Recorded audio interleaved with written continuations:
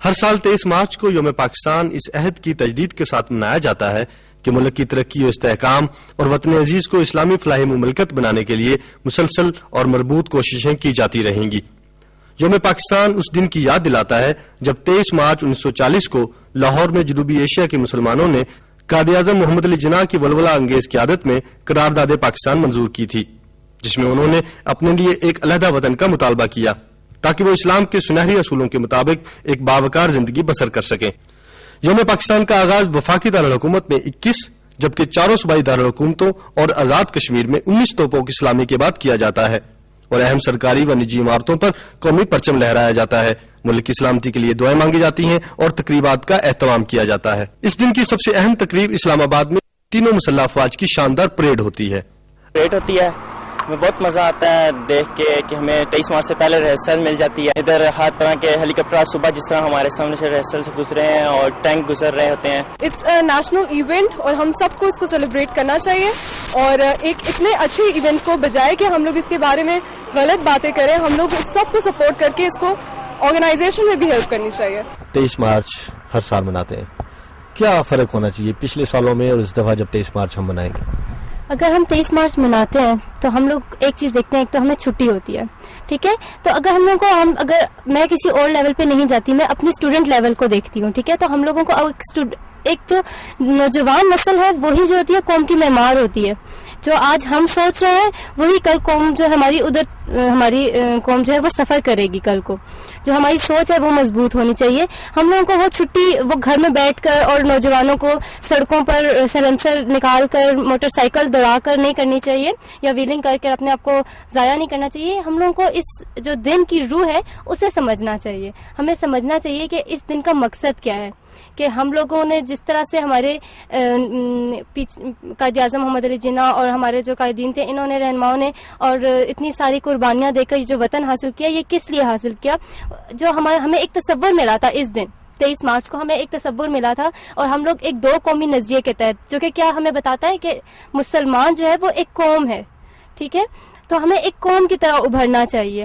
آج ہم لوگ کس تفرقے میں پڑ گئے ہیں کہ ہم لوگ صوبہ سرحد الگ ہے اور بلوچستان، پنجاب اور ہم کیوں ان چیزوں کو غلط سمجھ رہے ہیں؟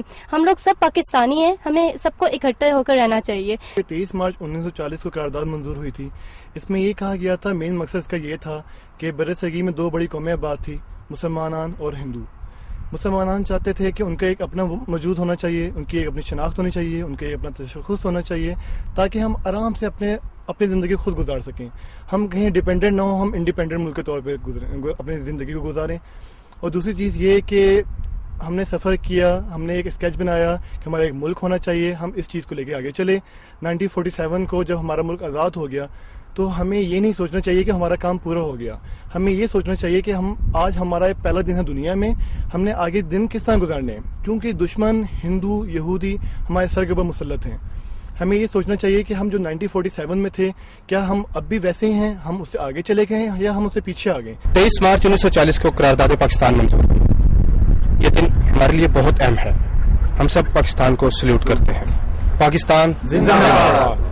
ہر سال 23 مارچ کو یوم پاکستان کے حوالے سے منعقدہ پریڈ کا مقصد دفاعی ساز و سامان کی نمائش کرنے کے ساتھ ساتھ جہاں یہ باور کروانا ہے کہ مسلح افواج دفاع وطن کی مکمل اور بھرپور صلاحیت رکھتی ہیں، وہیں وطن دشمن طاقتوں کے ناپاک عزائم کو بھی پست کرنا ہے جو پاکستان کی دفاعی سرحدوں کی طرف میلی نظروں سے دیکھنے کی جرت کر سکتے ہیں۔ پاکستان کے ساتھ دنیا کے دیگر کئی ممالک جن میں امریکہ، ہمارا قریبی دوست ملک چین اور بھارت قابل ذکر ہیں، اپنے قومی دن کی اہمیت کو نمایاں کرنے کے لیے اس دن اپنی دفاعی صلاحیت کا بھرپور مظاہرہ کرتے ہیں۔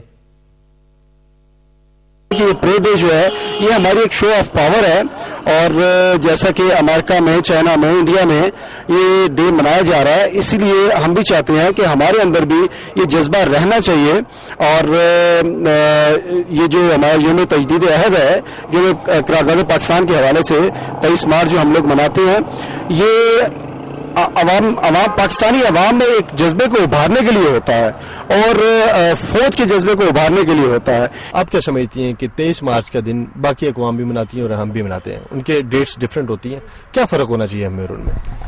باقی اقوام بھی ظاہر اس دن اپنی اسٹریٹجیز پہ نظر ثانی کرتی ہوں گی کہ ہمیں بینگ نیشن کیا اپنی نیشن کو اسٹرینتھ کرنے کے لیے کیا کیا کرنا چاہیے. اسی طریقے سے ہمیں بھی سوچنا چاہیے. یہ دن ہمیں سوچنے کا موقع دیتا ہے کہ یہ اگر اسی دن ہی فیصلہ کیا گیا تھا کہ پاکستان وجود میں آئے گا, اس طرح ہمیں بھی سوچنے کا موقع دیتا ہے کہ ہم نے اب تک اپنی کنٹریز کو کیا کیا لائلٹیز فراہم کی ہیں, ہم کیا کتنے سنسیئر ہیں اپنی نیشن کے ساتھ, ہم کیا کر رہے ہیں اپنی نیشن کی خاطر. تو یہ ہمیں ایک تو عزم دیتا ہے کہ ہمیں اپنے نیشن کے لیے کام کرنا چاہیے, اور اگر نہ ہوتا نیشن تو ظاہر ہے ہم اتنی آزادی سے جس طرح گھوم پھر رہے ہیں ہم نہ پھر سکتے. سیکنڈلی ہمیں جو صبح پریڈ ہوتی ہے اسے ہمیں پتہ چلتا ہے کہ ڈیفینسو پوائنٹ آف ویو سے پاکستان کہاں کھڑا ہوا ہے, ہمیں اپنے آرمز دیکھنے کا موقع ملتا ہے, دو سب تو نہیں تھوڑا تھوڑا حصہ اس کو دیکھنے کا موقع ملتا ہے.